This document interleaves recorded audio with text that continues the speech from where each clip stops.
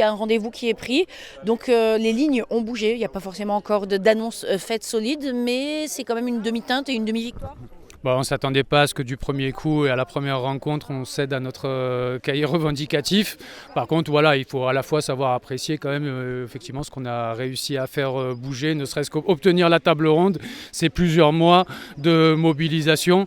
Donc voilà, pas de surprise de toute façon. On était bien dans l'idée que ça ne s'arrêterait pas aujourd'hui et notre campagne, elle s'inscrit sur le long terme.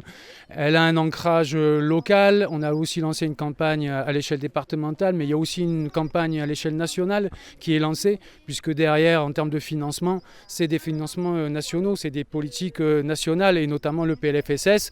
Et il va falloir, si on veut pouvoir répondre réellement aux besoins des populations en termes de santé, sortir de ce cadre qui est contraint.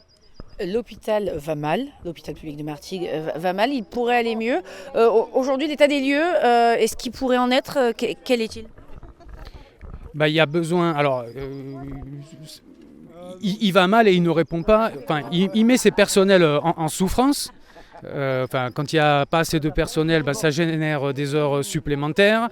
Il y a un taux d'absentéisme qui va bien au-delà de la moyenne nationale. Et puis il y a des populations qui ne peuvent pas accéder aux soins, soit parce que les seuls choix, c'est de effectivement faire de la route et des kilomètres pour aller se soigner parfois jusqu'à Marseille. Et effectivement, c'est des choix politiques, puisque les moyens existent dans ce pays, si on le voulait, pour répondre aux besoins de la population.